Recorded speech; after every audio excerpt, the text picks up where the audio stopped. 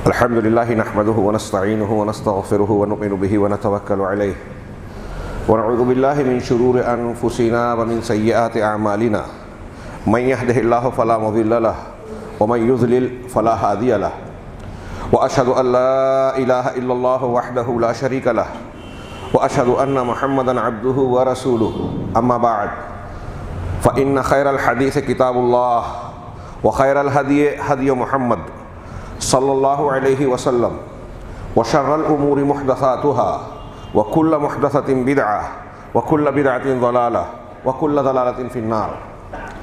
اعوذ باللہ من الشیطان الرجیم. بسم اللہ الرحمن الرحیم.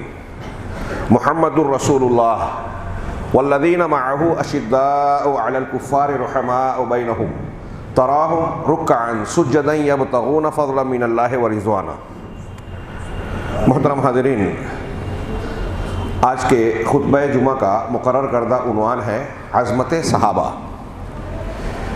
انتہائی اہم عنوان جس کا تعلق ہمارے عقائد اور دین کی بنیادوں سے ہے، دین کے مصدر اور اس کی قبولیت و منہجیت سے ہے. اس اعتبار سے یہ پہلو دار عنوان ہے. مختلف پہلوؤں پر گفتگو کی جا سکتی ہے، لیکن وقت انتہائی تنگ. ظاہر سی بات ہے کہ کچھ گوشے اور کچھ پہلو ہی زیر بحث آ سکیں گے. اللہ تعالیٰ سے دعا ہے کہ ہمیں بہتر سے بہتر کی توفیق عطا فرمائے. صحابہ، یہ صحابی اور صاحب کی جمع ہے، جس کے معنی ہوتے ہیں ساتھی، سنگت اختیار کرنے والا. اصطلاح شریعت میں اسلامی اعتبار سے جب ہم لفظ صحابی یا صحابہ کا لفظ کہتے ہیں تو اس کا جو معنی ہوتا ہے، اہل علم نے اس کی تعریف کی: الصحابی من لقی النبی صلی اللہ علیہ وسلم مؤمنا بہ ومات علی الاسلام. وہ شخص جس نے نبی صلی اللہ علیہ وسلم سے ایمان کی حالت میں، مؤمنا بہ، آپ پر ایمان رکھتے ہوئے ملاقات کی، ومات علی الاسلام، اور اسلام پر ہی اس کی موت اور وفات ہوئی ہو، ارتداد نہ اختیار کیا ہو. امام بخاری رحمہ اللہ نے اس کی تعریف کی کہ جس نے نبی صلی اللہ علیہ وسلم کی صحبت اختیار کی مسلمانوں میں سے، تو آپ سے ملاقات ایمان کی شرط کے ساتھ ہے. لہذا منافقین میں سے جن لوگوں نے آپ سے ملاقات کی، ایسا کوئی شخص جو منافق تھا اور آپ سے، تو ظاہر سی بات ہے کہ وہ مومن نہیں تھا. منافقین میں سے جس نے آپ کا ساتھ اور سنگت اختیار کی، وہ صحابہ کی تعریف میں نہیں آئے گا. اسی طریقے سے اگر کوئی ایمان کی حالت میں تو ملا لیکن بعد میں اس نے ارتداد اختیار کیا، اسلام سے پھر گیا، وہ بھی صحابی کی تعریف میں نہیں آئے گا.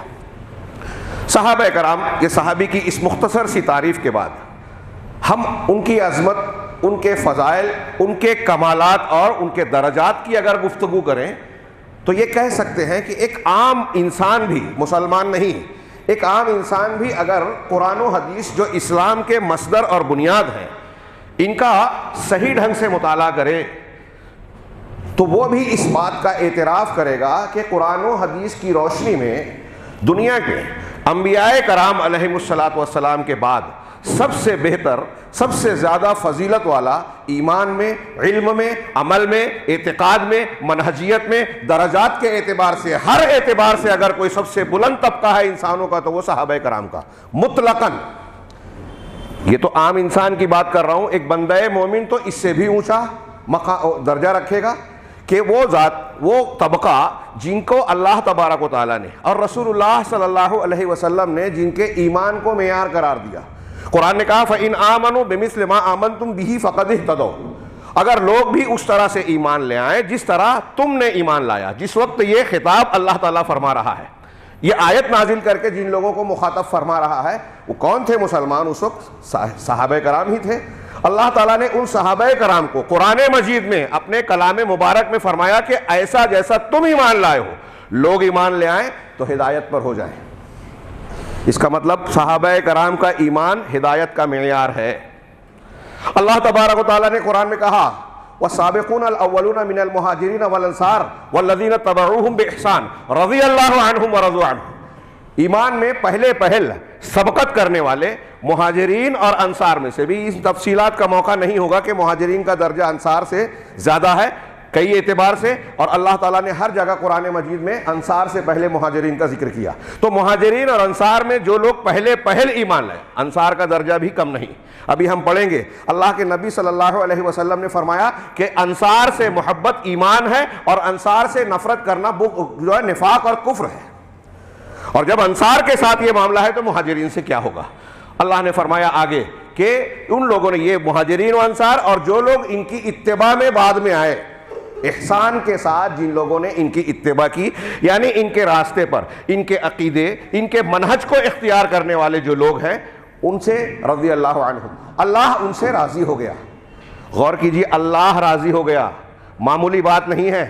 یہ پروانہ، یہ سرٹیفکیٹ، یہ تمغہ دنیا کے کسی بھی دنیا کا کوئی بھی بڑے سے بڑا تمغہ، نوبل پرائز ہو یا دنیا کا کوئی سب سے بڑا انعام ہو، فیصل ایوارڈ ہو، اس تمغے کا جو رب العالمین کی طرف سے صحابہ کرام کو ملا، کوئی مقابلہ کر ہی نہیں سکتا. اللہ ان سے راضی ہوا، وہ اللہ سے راضی. تفصیلی وقت ہوتا تو میں تفصیل پیش کرتا کہ وہ اللہ سے راضی ہوئے کا کیا مطلب. ایک جملے میں صرف کہوں، مولانا ابوالکلام آزاد کی شرح ضرور پڑھیے گا سورہ توبہ کے تشریحی نوٹس میں. میں نوجوانوں سے گزارش کروں گا کہ وہ ضرور پڑھے، 2.5-3 صفحے کے، بہت شاندار لکھا. بتایا کہ صحابہ کرام اللہ سے راضی ہونے کا مطلب یہ کہ اللہ کے راستے میں جو کچھ بھی تکالیف، مشقتیں، محنتیں، قربانیاں پیش آئیں، کسی پر اپنے پیشانی پر بل نہیں لایا، مسکراتے ہوئے موت کا استقبال کیا. بدر اور احد کے سابقون الاولون کے حالات کا مطالعہ کیجئے تو جس طریقے سے انہوں نے خاک و خون میں لوٹ کر موت کو گلے لگایا، دنیا کا کوئی انسان آرام دہ بستر پر اس طرح موت کا سامنا نہیں کرتا. گردن پر تلوار چل رہی ہے، زبان پر کلمہ آ رہا ہے، فزت رب الکعبہ، رب کعبہ کی قسم میں کامیاب ہو گیا. اللہ کے رسول سے محبت کا جو نمونہ انہوں نے پیش کیا. سیدنا ابوبکر صدیق کا پوری زندگی چھوڑیے، صرف سفر ہجرت میں دیکھیے، غار میں، راستوں میں، کبھی آگے بڑھ رہے ہیں، کبھی پیچھے، کبھی دائیں کبھی بائیں. اللہ کے رسول صلی اللہ علیہ وسلم نے وجہ پوچھی تو کہا اللہ کے رسول مجھے کبھی یہ خیال آتا ہے کہ آگے کوئی دشمن آپ کی گھات میں لگا بیٹھا ہوگا تو میں آگے آ جاتا ہوں. کبھی یہ خیال آتا ہے کہ پیچھے سے کوئی تعاقب کرتا آ کر آپ پر حملہ کر دے گا تو میں پیچھے آ جاتا ہوں. یہی سوچ کر دائیں بائیں آتا ہوں. اللہ کے نبی، اگر آپ کو کوئی ضرر پہنچا تو دعوت اسلامی کو نقصان پہنچے گا، مجھے اگر کوئی تکلیف ہوتی ہے تو کوئی بات نہیں. دودھ جب پیش کیا بکری کا، آپ نوش فرمائیں. بخاری کی روایت میں دیکھیے سیدنا ابوبکر صدیق کا جملہ، فشربا حتی رضیت، آپ نے نوش فرمایا، آپ نے پیا. اردو میں بڑوں کے لیے دودھ کو کھانا استعمال کرتے ہیں، یا تناول، نوش کرنا، بچوں کے لیے پینا. لیکن عربی میں کھانا اور پینا دونوں استعمال کرتے ہیں. آپ نے جب دودھ پیا، فشربا حتی رضیت، تو میں خوش ہو گیا. آپ نے پیا، میں خوش ہو گیا. یہ محبت کی انتہا ہے. بھوکے تھکے ہوئے آپ بھی تھے. اللہ کے نبی صلی اللہ علیہ وسلم کے صحابہ کرام نے جس طرح سے فدائیت کا مظاہرہ کیا قدم قدم پر پوری زندگی میں، آپ کی طرف آنے والے تیروں کو اپنے ہاتھوں پر، پیشانی، اپنے جسم پر، اپنے سینوں پر لے رہے. حضرت طلحہ غزوہ احد میں کہہ رہے ہیں اللہ کے رسول آپ جھانکیے نہیں، کہیں ایسا نہ ہو کوئی تیر خطا کر کے آپ کو غزل پہنچا دے. صحابہ کرام کا اخلاص، صحابہ کرام کا ایمان، صحابہ کرام کا صبر، صحابہ کرام کا دین و اسلام کے لیے قربانیاں دینا، فدائیت، اللہ اور اس کے رسول سے محبت، اختلافات کی شکل میں اللہ اور اس کے رسول کے تعلیمات کے مطابق آپس میں اتحاد و محبت کو قائم رکھنا. ایسے مختلف عناوین کو اگر آپ لے گے تو ایک ایک عنوان پر ایک ایک بات، ایک ایک جمعہ ہو سکتا ہے اور موضوع پورا نہیں ہوگا. ان کی ہر چیز دنیا میں بعد کے اور پہلے کے جتنے معاشرے گزرے ہیں انبیاء کے بعد، کوئی ان کی برابری نہیں کر سکتا. اور یہ میں نہیں کہہ رہا ہوں، نبی کریم صلی اللہ علیہ وسلم کہہ رہے ہیں کہ اللہ تعالیٰ نے کہا ان کا ایمان مثال ہے، وہ ہدایت پر ہے. وَإِن كَانُوا مِن قَبْلُ لَفِي ضَلَالٍ مُبِينٍ، سورہ جمعہ کی آیت کا آخری ٹکڑا. موقع نہیں ہے پوری آیت پیش کرنے کا کہ اگرچہ وہ پہلے ضلال مبین، کھلی گمراہی میں تھے، قرآن کہہ رہا ہے کہ یہ صحابہ کرام پہلے کھلی گمراہی میں تھے، اس کا مطلب اب ہدایت پر ہے. اللہ تبارک و تعالیٰ نے رضامندی کا سرٹیفکیٹ دیا. نبی کریم صلی اللہ علیہ وسلم نے فرق کی خبر جو دی کہ امت 73 فرقوں میں بٹے گی، تو وہ فرقہ، وہ طبقہ، گروہ، طائفہ جو حق پر، جو نجات پانے والا ہوگا، اس کی علامت بہت مختصر سے 2 لفظوں میں بیان کی اور پوری کتاب بیان کر دی. کیا؟ ما انا علیہ واصحابی، وہ منہج، وہ عقیدہ، وہ مزاج اور ایمان جس پر میں ہوں اور میرے صحابہ. اس کا مطلب آپ کا اور صحابہ کا طریقہ ایک ہے. اب کوئی صحابہ کرام کو اگر نشانہ بناتا ہے تو وہ نبی کریم صلی اللہ علیہ وسلم کو نشانہ بناتا ہے، اور یہ بات صرف حدیث میں نہیں، قرآن میں بھی ہے۔ سورہ نساء آیت نمبر 115 میں اللہ نے فرمایا وَمَن يُشَاقِقِ الرَّسُولَ مِن بَعْدِ مَا تَبَيَّنَ لَهُ الْهُدَىٰ وَيَتَّبِعْ غَيْرَ سَبِيلِ الْمُؤْمِنِينَ نُوَلِّهِ مَا تَوَلَّىٰ وَنُصْلِهِ جَهَنَّمَ وَسَاءَتْ مَصِيرًا، جو شخص رسول کی مخالفت کرے، ہدایت کے واضح ہو جانے کے بعد قرآن حدیث آ گیا، اس کے باوجود اللہ کے رسول کی سنت طریقے کے خلاف جا رہا ہے، وَيَتَّبِعْ غَيْرَ سَبِيلِ الْمُؤْمِنِينَ، اور المومنین کے راستے سے ہٹ کر دوسرا راستہ اختیار کرتا ہے۔ المومنین اس وقت صحابہ کرام تھے، اسی سے حضرت امام شافعی رحمہ اللہ فرماتے ہیں کہ مومنین اگر کسی کام پر، کسی دین کی کسی بات پر متفق ہو جائیں تو ان کا اتفاق ہونا اجماع ہے، حجت شرعی قرآن کی اس آیت سے، کیونکہ جس چیز پر مومنین متفق ہو گئے اس کی مخالفت کرنا، قرآن کہہ رہا ہے کہ نوَلِّهِ مَا تَوَلَّىٰ، تو اس راستے پر جب وہ صحابہ کرام کی مخالفت کر رہا ہے مومنین کے طریقے کی، تو جس راستے پر وہ چل رہا ہے ہم اسے چلنے دیں گے، وَنُصْلِهِ جَهَنَّمَ، اور اسے جہنم رسید کر دیں گے، وَسَاءَتْ مَصِيرًا، اور وہ بہت برا ٹھکانہ ہے۔ صحابہ کرام کی مخالفت جہنم کا راستہ ہے، ان کی موافقت، ان کے عقیدے اور منہج کو اختیار کرنا جنت کا راستہ ہے۔ یہ قرآن کہہ رہا ہے، میں نہیں، کوئی ایرا گہرا نتھو خیرہ نہیں کہہ رہا ہے، رب العالمین کا فرمان ہے، نبی پاک صلی اللہ علیہ وسلم کی اس کی تشریحات موجود ہیں۔ تو نبی کریم، صحابہ اور اللہ کے رسول اور اللہ کے نبی جناب محمد رسول اللہ علیہ وسلم نے یہ جو فضائل بیان کیے صحابہ کے، ان کے لیے جنت ہے، مغفرت ہے، انہوں نے توبہ کی، ان کے لیے اللہ تعالیٰ نے اعلیٰ مقام تیار کر رکھا ہے، ان کے بعد کوئی ان کے درجے کو نہیں پہنچ سکتا۔ اللہ کے نبی نے فرمایا کہ ان لوگوں نے ایک مد اور آدھا مد، ہمارے عام زبان میں کہہ لیجئے کلو آدھا کلو، جو اللہ کے راستے میں خرچ کیا ہے، بعد کے آنے والے احد پہاڑ کے سونے کے برابر بھی اگر اللہ کے راستے میں خرچ کرے، کسی کے پاس احد پہاڑ کے برابر سونا ہو سکتا ہے؟ ہم کما سکتے ہیں زندگی بھر؟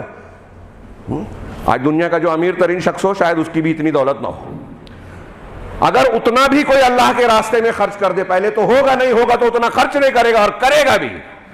تو صحابہ کرام رضوان اللہ علیہم اجمعین کے مد اور آدھا مد کے برابر نہیں بکی، کوئی معمولی بات ہے؟ یہ کوئی مذاق اور ہوائی باتیں ہیں؟ یہ اللہ کی اور اللہ کے رسول جناب محمد رسول اللہ صلی اللہ علیہ وسلم کی باتیں ہیں۔ انہی بنیادوں پر، وقت بہت کم ہے، نصوص کو یا دیگر تفصیلات کو پیش کرنے کا موقع نہیں ہے، اس لیے میں نے بہتر سمجھا کہ ہم اپنے بعض اسلاف کے اقوال کو یہاں پیش کریں، اور یہ ظاہر کرنا میں چاہتا ہوں، ان اقوال سے یہ بتانا چاہتا ہوں کہ امت کا اجماعی فیصلہ صحابہ کرام کے بارے میں کیا ہے، اہل سنت والجماعت، اہل الحدیث، اہل حق کا صحابہ کرام کے تعلق سے عقیدہ کیا ہے، اور اس معاملے میں اگر کوئی انحراف کرتا ہے تو اس کے بارے میں کیا کہا جائے گا۔ علامہ ابن تیمیہ رحمہ اللہ کا ہمارے عنوان سے متعلق ایک قول ملا، وہ کہتے ہیں کہ بالضرورہ جو شخص قرآن و حدیث پر غور کرے اسے بداہتاً، بالضرورہ کا لفظ ہے عربی میں، بداہتاً بغیر زیادہ غور و فکر کیے ہوئے، جیسے ابھی دن نکلا ہوا ہے، سورج نکلا ہوا ہے تو دن ہے، اس کو ثابت کرنے کی لمبی چوڑی بحث کی ضرورت نہیں ہے، یہ بداہتاً لوگ سمجھ رہے ہیں کہ دن ہے۔ ایسے ہی قرآن و حدیث کو پڑھنے والا انسان اگر اس میں غور کرنے والا کوئی آدمی ہو تو گہرائی میں جائے بغیر وہ یہ بات آسانی سے جان جائے گا کہ اہل سنت والجماعت اس چیز پر، تمام گروہوں کے اہل سنت والجماعت، حنفی، شافعی، مالکی، حنبلی، اہل الحدیث، جتنے اہل السنہ والجماعہ کا گروہ کہلاتا ہے، یہ سب اس بات پر متفق ہیں کہ اس امت کا سب سے بہترین طبقہ، خیر القرون، اعمال میں، اعتقاد میں، اقوال میں، اعمال میں، اقوال میں، اعتقاد میں، ہر اعتبار سے سب سے بہتر گروہ جو ہے وہ، اور ہر فضیلت میں، جتنی بھی فضیلتیں ہو سکتی ہے اللہ کی طرف سے عطا کی ہوئی، اور ہر بھلائی میں، ہر فضیلت، ہر بھلائی میں اور عمل، عقیدے اور اقوال میں سب سے بہتر وہ لوگ ہیں جو صحابہ کرام کہلاتے ہیں، یعنی قرن اول کے لوگ، اللہ کے نبی صلی اللہ علیہ وسلم کے دور کے لوگ، پھر ان کے بعد کے یعنی تابعین، اور پھر ان کے بعد کے لوگ، جیسا کہ نبی کریم صلی اللہ علیہ وسلم سے ثابت ہے۔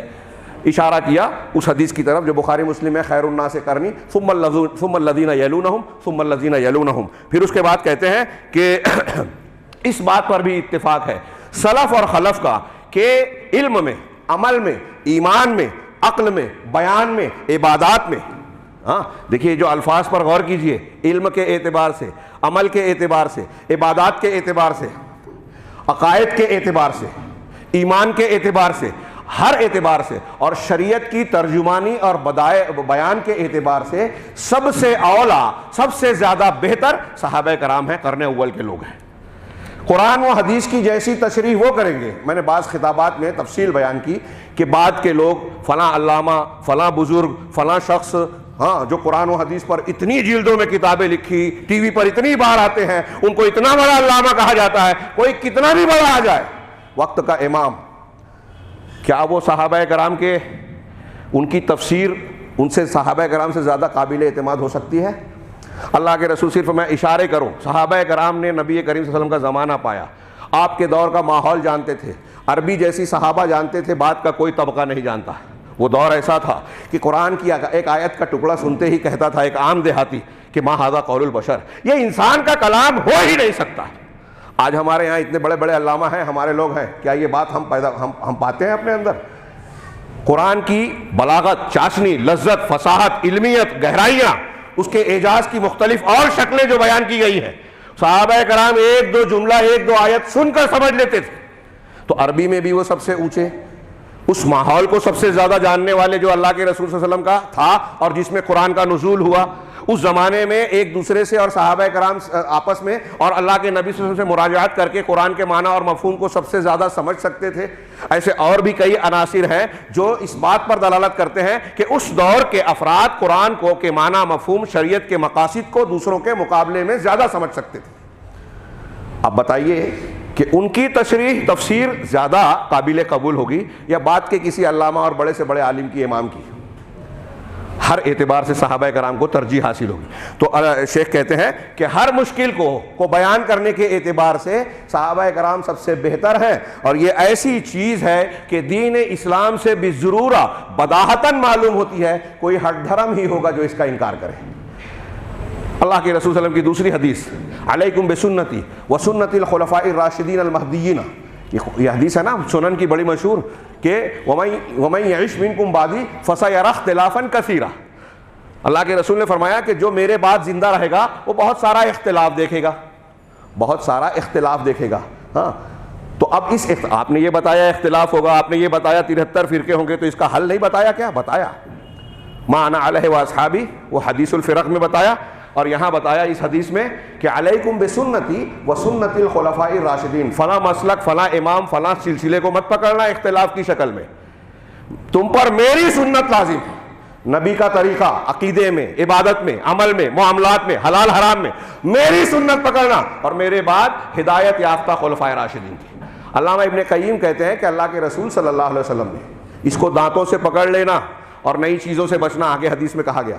ابن قیم رحمہ اللہ فرماتے ہیں کہ اللہ کے رسول صلی اللہ علیہ وسلم نے اپنی سنت کے ساتھ خلفائے راشدین کی سنت کا ذکر کیا۔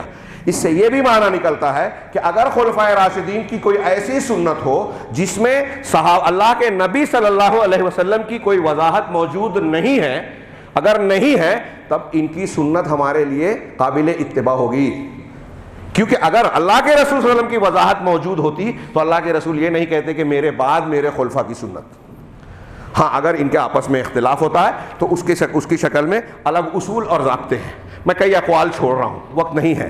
ہاں امام شافعی کا، امام مالک، امام ابو حنیفہ، امام دوسرے ائمہ کے، امام شاطبی کے اقوال ہیں، صرف امام شافعی کا ہمارے قول سے مطابقت رکھنے والا ایک قول ہے، اس لیے وہ کہتے ہیں، امام شافعی کا قول ہے ہم فوقنا فی کل علم وعقل ودین وفضل وکل سبب ینال بہ علم او یدرک بہ ہدی، کہ صحابہ کرام ہم تمام لوگوں سے اوپر ہیں۔ کون کہہ رہا ہے؟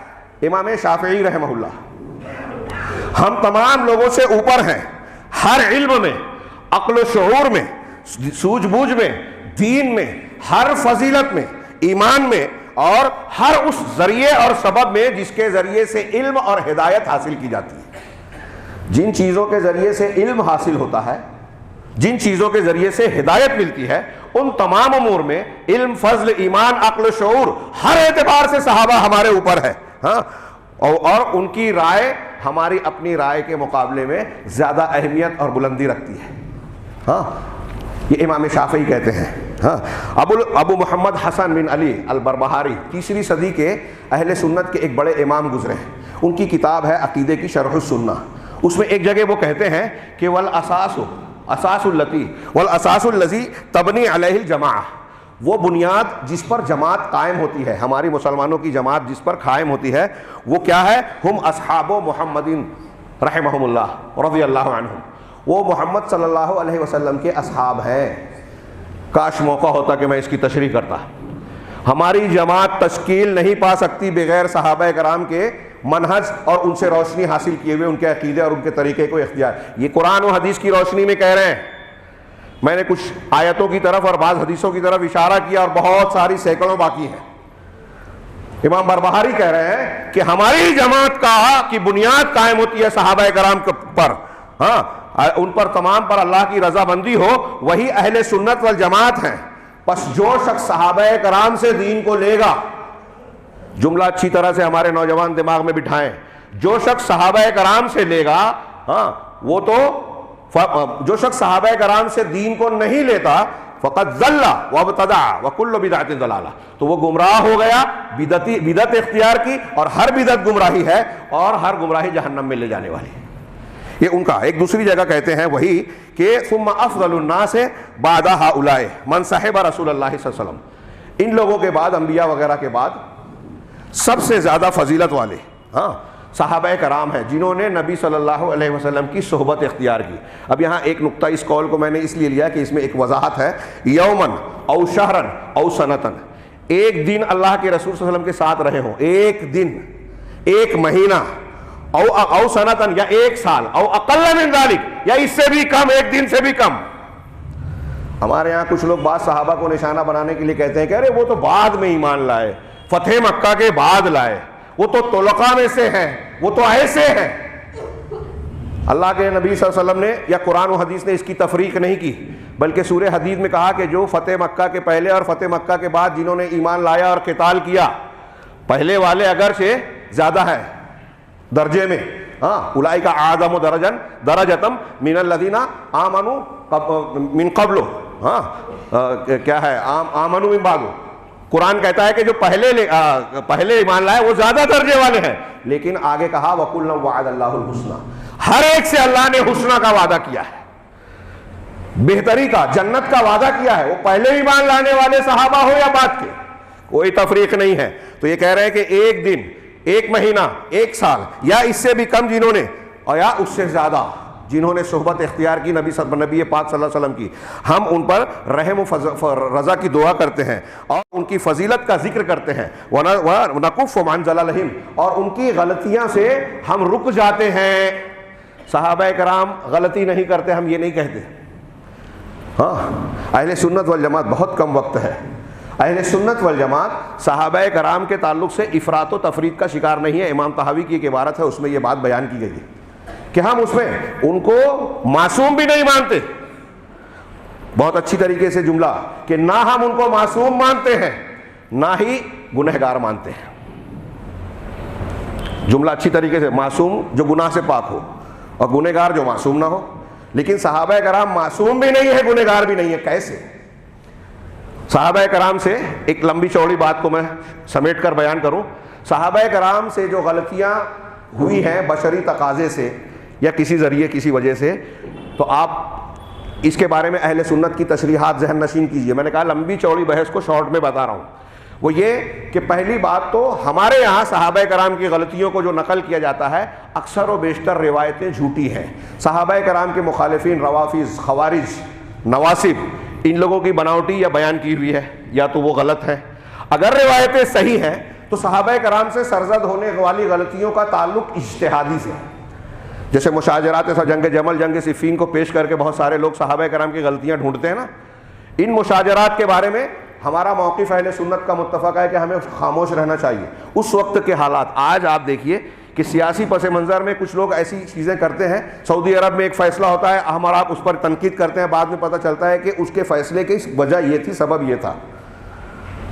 حضرت امیر معاویہ رضی اللہ تعالیٰ عنہ اور ان کے مرافقہ حضرت عائشہ صدیقہ اور دوسرے لوگ جنگ جمل سے پہلے حضرت علی سے کہہ رہے تھے کہ قاتلین عثمان سے قصاص لیجیے، ہم آپ کو امیر ماننے سے پیچھے نہیں ہٹ رہے ہیں، خلیفہ ماننے کے لیے تیار ہیں، کیونکہ ان لوگوں نے عثمان غنی کا جھوٹا خط بیان کیا، ان لوگوں نے آپ کو گھیر رکھا ہے، اگر ہم بیعت کر لیں اور وہ آپ سے یہ فیصلہ کروا لے کہ ان کو گرفتار کر کے قتل کر دو تو ہم کیا کر لیں گے؟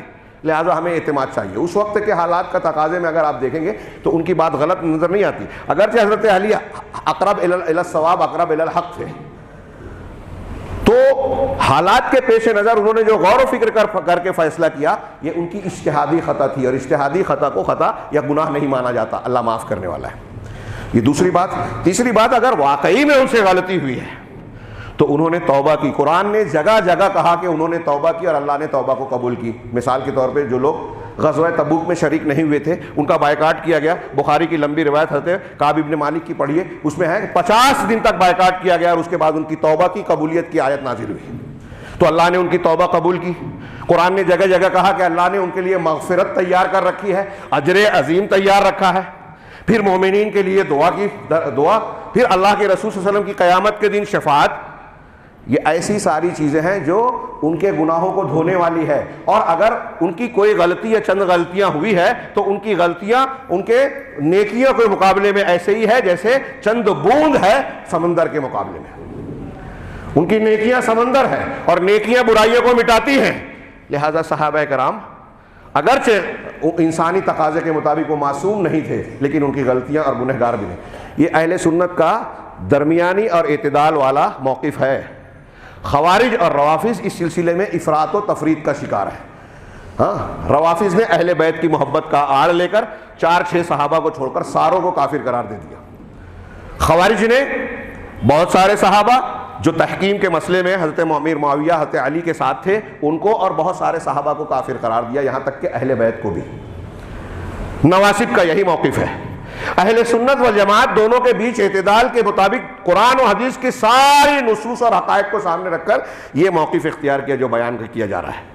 ہاں, شیخ کہتے ہیں کہ ہم ان کی غلطیوں سے رک جاتے ہیں اور ان میں سے کسی ایک کا بھی, یہ جملہ خاص طور سے, وَلَا نَذْكُرُ أَحَدًا مِّنْهُمْ إِلَّا بِالْخَيْرِ, ہم صحابہ میں سے کسی ایک صحابی کا بھی خیر کے علاوہ کسی اور چیز کا ذکر نہیں کرتے.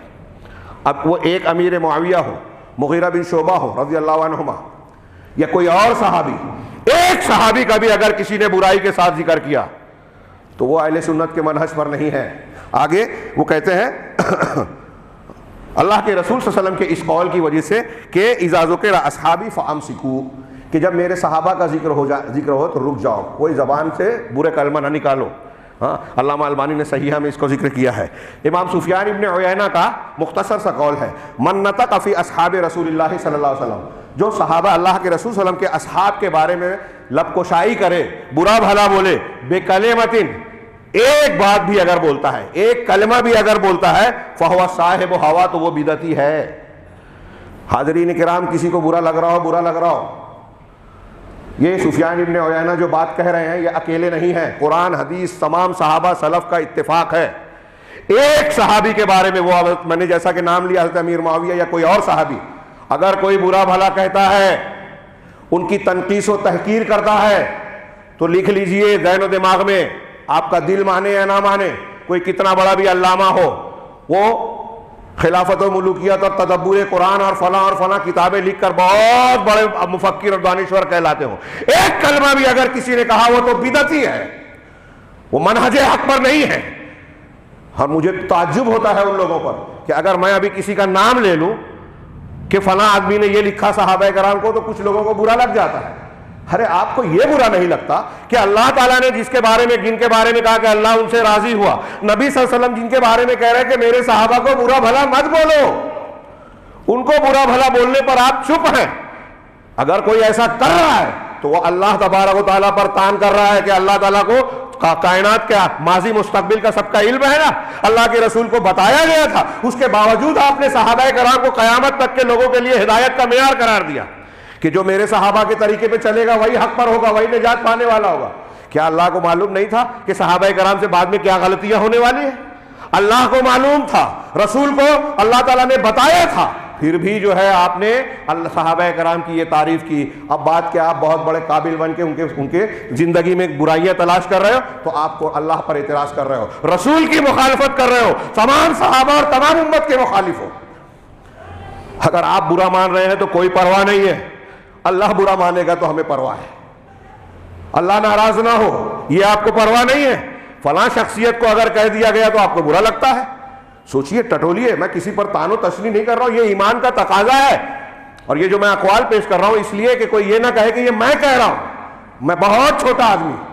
لیکن قرآن حدیث اس سے بڑھ کر کوئی نہیں. اور یہ باتیں جو ہمارے اسلاف نے کہی ہے یہ قرآن و حدیث کی روشنی میں کہی ہے. ہاں، ایک تو اور قول پیش کر کے بات کو سمیٹوں. امام بربہاری کہتے ہیں ایک جگہ، وَإِذَا رَأَيْتَ الرَّجُلَ يَطْعَنُ عَلَىٰ أَحَدٍ مِّنْ أَصْحَابِ رَسُولِ اللَّهِ فَإِنَّهُ صَاحِبُ هَوَىٰ. فَاعْلَمْ کیا ہے؟ فَاعْلَمْ أَنَّهُ صَاحِبُ هَوَىٰ. جب تم کسی آدمی کو دیکھو، جب تم کسی آدمی کو دیکھے کہ وہ صحابہ میں سے کسی ایک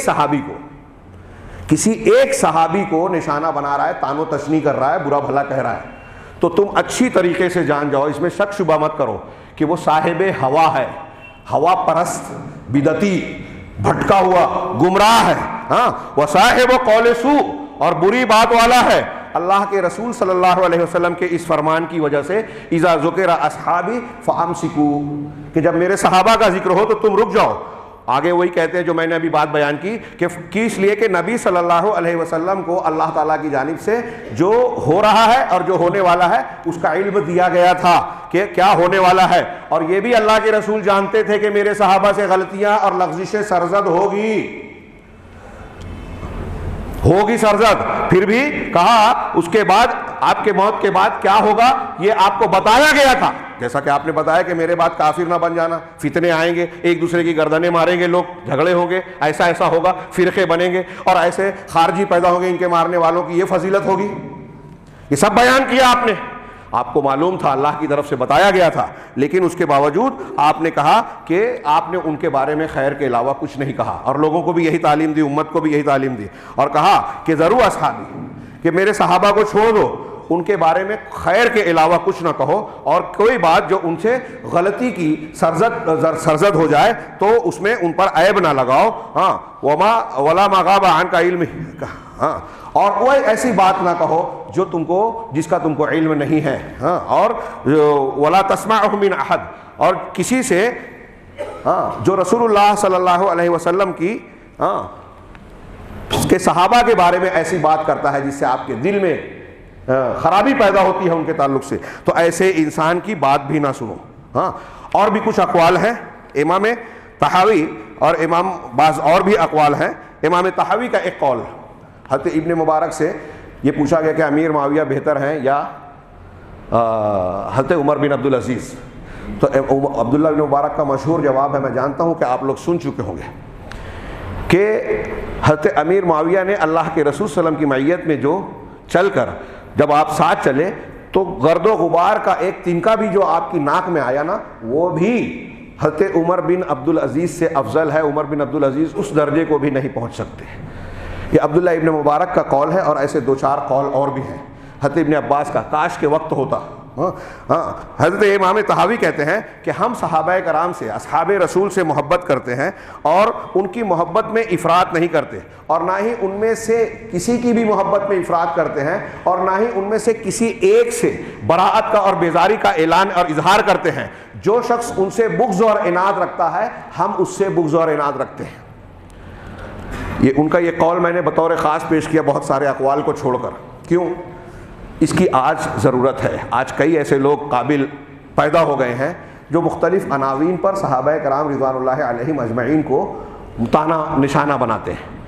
اس قول سے آپ کو یہ معلوم ہونا چاہیے کہ اہل حق کا موقف اور منہج یہ ہے، عقیدہ یہ ہے کہ صحابہ سے اگر کوئی بغض اور عناد رکھتا ہے تو ہم کو بغض و عناد اس سے ہونا چاہیے. اگر آپ اس سے نفرت نہیں کرتے تو آپ کا ایمان ٹٹولیے ٹھیک نہیں ہے. قرآن حدیث آپ نہیں مانتے، کتنا بھی بڑا دعویٰ کریں، کوئی بھی بڑے سے بڑا، اونچے سے اونچا نام رکھیں، آپ نہیں مانتے. آج بڑے بڑے قابل اس طرح کے پیدا ہو رہے ہیں. اور ایک بات یاد رکھیے، وہ قول میں پیش نہیں کر سکتا. حضرت امام ابو زرع رازی امام مسلم کے ساتھی اور استاذ ہیں، امام بخاری کے شاگرد ہیں، بہت بڑے امام، ہاں، جو کہتے تھے کہ ایک ایسی حدیث مجھے کوئی سنائے جو میں نہیں جانتا تو ایک حدیث کے مقابلے میں 1 دینار دوں گا. کوئی سنا نہیں پاتا تھا. وہ کہتے ہیں کہ جب تم دیکھو کہ کوئی شخص صحابہ کرام میں سے کسی ایک صحابی کو برا بھلا کہہ رہا ہے تو تم جان جاؤ کہ وہ زندیق ہے، ملحد ہے، بے دین ہے. کیوں؟ اس لیے کہ ہمارے نزدیک اللہ کے نبی صلی اللہ علیہ وسلم کی نبوت، رسالت اور آپ کی حدیثیں حق ہے. میں اپنے الفاظ میں بیان کر رہا ہوں، محمد صلی اللہ علیہ وسلم حق ہیں. قرآن حق ہے، اور محمد صلی اللہ علیہ وسلم کی سیرت اور آپ کی تعلیمات کو، حدیثوں کو اور قرآن کو روایت کرنے والے صحابہ کرام ہی ہیں۔ اب اگر آپ صحابہ کو ہی برا بول دو تو قرآن بھی قابل اعتبار نہیں رہا اور حدیث بھی قابل اعتبار نہیں رہی۔ تو امام ابو ذرا کہتے ہیں کہ کوئی شخص صحابہ کو نشانہ بنا رہا ہے تو وہ ہمارے دین کو نشانہ بنا رہا ہے۔ اگر آپ نے صحابہ کو قتل کر دیا، ہٹا دیا، تو ہمارا دین ختم ہو گیا۔ وہ ہمارے دین کے راوی ہیں، اس لیے اگر کوئی انہیں متہم کرتا ہے تو تم اس کے بارے میں متہم کرو کہ یہ غلط آدمی ہے، یہ صحیح نہیں ہے۔ اچھی طریقے سے ذہن و دماغ میں بٹھائیے، اس کا تعلق ہمارے عقیدے سے ہے، دین کی بنیادوں سے ہے، منہجیت اور حق سے ہے۔ آج دنیا میں بہت سارے فرقے ہیں، افکار ہیں، نئے نئے فکر روز پیدا ہوتے رہتی ہیں۔ ان میں نوجوان ہو، بوڑھے ہو، خواتین ہو، مرد ہو، یہ اچھی طریقے سے جان لیں کہ اگر ہم چاہتے ہیں کہ حق پر رہیں، فلاں اور فلاں مسئلے میں یہ دیکھیں کہ ہم غلطی نہ کریں، تو یہ دیکھیے کہ صحابہ کرام مجموعی طور سے کیا کرتے تھے۔ اگر صحابہ کرام میں اختلاف آپس میں ہوتا تھا کسی معاملے میں، مسئلے میں، تو اس کو بھی حل کرنے کا طریقہ ہے، جس کی تفصیل کا یہاں موقع نہیں ہے۔ جو اقرب الی الدلیل ہے اس کی بات کو مانا جائے۔ تو یہ دماغ میں رکھیے گا۔ تو کہتے ہیں کہ ہم ان میں سے کسی کے ساتھ براءت کا اظہار نہیں کرتے، اور جو شخص صحابہ سے بغض رکھتا ہے ہم اس سے بغض رکھتے ہیں، اور بغیر خیر اور بھلائی کے ان کا ذکر نہیں کرتے۔ جو ان کے بغیر خیر کے ذکر کرے ہم اس سے نفرت کرتے ہیں، اور ہم بغیر خیر کے ان کا ذکر نہیں کرتے۔ آخری جملہ کہ ان سے محبت، ان سے محبت کرنا، صحابہ سے محبت کرنا، دین و ایمان و احسان، وہ دین ہے، ایمان ہے، احسان ہے۔ وبغضہم، اور صحابہ سے نفرت کرنا، کفر و نفاق و طغیان، کفر ہوگا، نفاق ہوگا، سرکشی اور طغیان ہوگا۔ جیسے درجے کی نفرت ویسے درجے کا آپ کا ایمان کا معاملہ ہوگا۔ اور بھی کئی تفصیل اور تفصیلات تھیں جنہیں پیش کرنا تھا۔ میں صرف آیت کریمہ جو میں نے شروع میں پڑھی اس کا ہلکا سا ذکر کر کے بات کو ختم کرتا ہوں۔ اللہ تعالیٰ نے سورہ فتح کے آخر میں فرمایا وہ محمد الرسول اللہ، محمد اللہ کے رسول ہیں، والذین معہ، اور جو آپ کے ساتھ ہیں، انہیں آپ کے ساتھ ہی۔ اور اس میں کوئی چاہے بعد میں ایمان لانے والا ہو، پہلے ایمان لانے والا ہو، صحابیت کی تعریف میں جو داخل ہے، اگر وہ ایک گھنٹہ بھی اللہ کے نبی صلی اللہ علیہ وسلم کے ساتھ ایمان کی حالت میں رہا ہے تو ہمارے نزدیک صحابی ہے۔ اور اس کا جو درجہ مقام ہے وہ تمام امت کا اتفاق ہے کہ بعد کا کوئی شخص کتنا بھی اونچا ہو جائے، پانی پہ چلے، ہوا میں اڑے، صبح اور شام کے ایک وضو سے 5 وقت کی نماز پڑھتا رہے، 40 سال پڑھے، 80 سال پڑھے، صحابیت کے مقام کو وہ نہیں پہنچ سکتا۔ تو اللہ کے رسول نے فرمایا کہ والذین آمنوا والذین معہ، جو اللہ کے رسول کے ساتھ ہیں، اشداء علی الکفار رحماء بینہم، وہ کفار پر سخت ہیں، آپس میں رحیم ہے، مشفق ہے، مہربان ہے۔ یہ پورا یہ جو ایک جملہ ہے اللہ تعالیٰ کا، اشداء علی الکفار اور دوسرا رحماء بینہم، یہ دونوں ایک ایک کتاب ہے۔ اس کو ہلکا پھلکا مت سمجھیے۔ ہمارے جو لوگ دین سے، دعوت سے شوق رکھتے ہیں، اس کی گہرائی میں جائیں کہ صحابہ کرام کفار پر سخت تھے۔ اس کا مطلب کیا؟ ان کے نزدیک تعلق قائم کرنا، دوستی قائم کرنا، دشمنی قائم کرنا، اس کی بنیاد قرآن و حدیث اور ایمان ہے۔ سگا رشتہ دار ہے تو بدر اور احد میں اگر کوئی اسلام کا، توحید کا مخالف بن کے آیا تو اس کی تلوار، اس کی گردن پر تلوار چلنے میں کوئی بخل سے کام نہیں لیا صحابہ کرام نے۔ کوئی چھوٹی بات نہیں ہے، ہم اپنے بستر کو نہیں چھوڑ پاتے حی علی الصلاح، حی علی الفلاح کی آواز پر۔ صحابہ کرام ہم جہاں پسینہ نہیں بہاتے وہاں انہوں نے خون بہایا اور مسکراتے ہوئے استقبال کیا موت کا۔ تو جو ان کے ساتھ ہے کفار پر، یہ ان کا معیار ہے۔ آج ہم اچھے لوگ بہت دیندار جو بنتے ہیں نا، میں اکثر کہا کرتا ہوں، اس پیمانے پہ آپ دیکھیں، گھر میں آپ ساس بہو کا جھگڑا ہو، بھائی کا جھگڑا ہو، ہمارے سماج میں، مسجد میں، گھر میں اور فلاں اور جماعت میں جھگڑا ہو، تو ہم دیکھتے ہیں کہ یہ حق پر ہے، یہ باطل پر ہے، یہ صحیح ہے، یہ غلط ہے۔ جانتے ہیں کہ یہ غلط ہے لیکن طاقتور ہے تو اس کا ساتھ نہیں دیں گے، یہ باطل ہے، طاقتور ہے تو اس کا ساتھ دیں گے، اور جو غلط ہے وہ کمزور ہے تو اس کا ساتھ نہیں دیں گے۔ یہ اشداء علی الکفار رحماء بینہم کے خلاف ہے۔ صحابہ کرام حق پرست، انصاف پسند تھے، جہاں انصاف اور حق ہے وہ چاہے کمزور ہو اس کے ساتھ، چھوٹی موٹی بات نہیں ہے۔ ہماری چھوٹی چھوٹی باتوں پر روز مرہ کی زندگی میں، آپ گھر میں ہے نا، خواتین ہو، مرد ہو، جو بھی ہو، وہاں بھی یہ امتحان ہوتا ہے کہ ہمارا کسی سے دوستی، تعلق، محبت اور عدم تعلق کس بنیاد پر ہے۔ صحابہ کرام کا یہاں منہج ظاہر ہو رہا ہے۔ وقت زیادہ ہو گیا اس لیے آگے بڑھتا ہوں کہ وہ کفار پر سخت اور آپس میں رحم دل ہے۔ اس معیار پر دیکھیے کیا ہم لوگ اترتے ہیں آج، ان پر تنقید کرنے کے لیے کھڑے ہو جاتے ہیں۔ جن لوگوں نے تنقید کیا ان کی زندگی جھانکیے، دین سے بہت دور نظر آئے گی۔ بدعتیوں، خرافاتیوں سے اتحاد و اتفاق کی بات کرنے والے صحابہ کرام پر جو کیچڑ اچھالتے ہیں، اور ہم ان سے متاثر ہوتے ہیں، ان کی حمایت کرتے ہیں، قرآن و حدیث کی مخالفت کرتے ہیں۔ کہاں ہیں ہم لوگ؟ چھوٹی موٹی بات نہیں ہے میرے بھائیوں، ہاں وہ کفار پر سخت ہیں، آپس میں رحم دل ہے، رحماء بینہم تراہم رکعا سجدا، تم انہیں دیکھو گے کہ وہ رکوع کی حالت میں ہے، سجدے کی حالت میں ہے۔ یہ ان کا ظاہر دکھائی دیتا ہے کہ اللہ کی عبادت و ریاضت میں مشغول رہتے ہیں، رکوع اور سجدے میں، یہ تو ایک حالت ہے عبادت کی، عام زندگی میں بھی وہ اللہ کے احکامات کے سامنے جھکے ہوئے ہیں، رکوع اور سجدے میں ہیں، رکوع اور سجدے میں دیکھتے ہو، یہ ان کی ظاہری حالت۔ اور باطنی حالت کیا ہے؟ یبتغون فضلا من اللہ ورضوانہ، وہ اللہ کی جانب سے فضیلت، فضل اور اس کی رضامندی، رضوان، فضیلت، رضامندی کو چاہتے ہیں۔ یہ قرآن کہہ رہا ہے رب العالمین علیم بما فی الصدور، جو سینوں کے بھیدوں کو جانتا ہے، صحابہ کے بارے میں کہہ رہا ہے کہ وہ دل سے اللہ کی رضامندی اور فضیلت کے طالب ہیں۔ اللہ نے ان کے ظاہر کی بھی تعریف کی، باطن کی بھی تعریف کی، ہم ان پر تنقید کرنے والے کون؟ تو ظاہر میں بھی وہ اللہ کے فرما بردار ہیں، باطن میں بھی اللہ تبارک و تعالیٰ کے لیے اخلاص رکھتے ہیں، للہیت رکھتے ہیں، اور ان کا معاملہ دنیا کے لوگوں سے دین کی بنیاد پر ہوتا ہے۔ جو دین والا ہے وہ دوست ہے، محبت کے لائق ہے، جو دین کا مخالف ہے وہ دشمن ہے، نفرت کے لائق ہے۔ یہ صحابہ کرام کا حاصل ہے، قرآن کے ان 3 جملوں میں ان کی زندگی کو سمیٹ دیا، اور پھر آگے اس کی مثال بھی بیان کی۔ دوسری اور کئی آیتیں تھیں، ہاں میں نے ان کی طرف اشارہ کیا۔ اللہ تعالیٰ سے دعا ہے کہ وہ ہمیں ایمان کے تمام حقائق کو صحیح طریقے سے سمجھنے کی توفیق عطا فرمائے، اور خاص طور سے آج کے زمانے میں دین کے دشمنان، یہ موقع نہیں رہا کہ میں یہ بیان کر سکوں کہ صحابہ کرام پر تنقید جو ہوتی ہے، احادیث رسول کو جو نشانہ بنایا جاتا ہے، اور دین کے مبادیات پر آج جو ضرب لگائی جا رہی ہے، ہمارا ایک سلسلہ چل رہا ہے مالیگاؤں میں شبہات کے فتنے، اس میں یہ بیان کر رہا ہوں، ہاں 25 سے زیادہ دروس ہو چکے ہیں کہ غیر اسلامی دنیا خارجی طور سے مسلمانوں پر کیا حملے کر رہی ہے، اور داخلی طور سے ہمارے یہاں کیا کیا فتنے پائے جاتے ہیں۔ تو خارجی جو منصوبہ بندیاں اور ایجنڈے تیار کیے گئے ہیں، اس کا ایک حصہ یہ بھی ہے کہ ہمارے درمیان سے کچھ لوگوں کو آلائے کار بنایا جاتا ہے، اور ہمارے دین کی بنیادوں پر ضرب لگانے کی کوشش کی جاتی ہے۔ ہمارے درمیان کے کچھ لوگ کھڑے ہوتے ہیں جو حدیث پر سوال اٹھاتے ہیں، شکوک و شبہات کے پردے چڑھاتے ہیں، نوجوانوں کو گمراہ کرتے ہیں، کچھ لوگ بعض صحابہ کرام کو تنقیدوں کا نشانہ بناتے ہیں۔ اب وہ دعوت و تبلیغ کے کام کو، قرآن و حدیث کا دین سیکھنے کے کام کو ایک کنارے کر کے اس جھگڑے میں پڑے رہتے ہیں کہ صحابہ کرام میں حضرت علی اور حضرت معاویہ میں کون حق پر تھا، کربلا کے واقعے میں کس پر تنقید کرنی چاہیے، کس پر، جبکہ ہم اس کے مکلف نہیں ہیں، اس کا کوئی حاصل نہیں ہے۔ اس سلسلے میں ہمارے اسلاف کا جو موقف ہے، جس کا میں نے کچھ اقوال کی روشنی میں ذکر کیا ہے، اس کو اختیار کر کے اپنا دین و ایمان بچائیے۔ تو یہ سازشیں تل ابیب، واشنگٹن اور معلوم نہیں کہاں کہاں سے چل رہی ہیں، اور ہمارے درمیان تک، ہمارے بیڈ روم تک پہنچ رہی ہے۔ ان چیزوں سے ہوشیار رہیں۔ اللہ تبارک و تعالیٰ سے دعا ہے کہ وہ ہمیں ہر فتنے سے، ہر گمراہی سے محفوظ رکھے، اور ہدایت پر زندگی گزارنے، ایمان پر مرنے کی توفیق عطا فرمائے، اور اس کی برکت سے دنیا اور آخرت میں ہر قسم کے عذاب سے محفوظ رکھے۔ اقول قولی ھذا واستغفر اللہ لی وکم سائر المسلمین وصلی اللہ علی نبینا محمد۔ بارک اللہ لنا ولکم فی القرآن المجید ونفعنا وإیاکم بالآیات والذکر الحکیم، انہ تعالی جواد کریم ملک بر غفور رحیم۔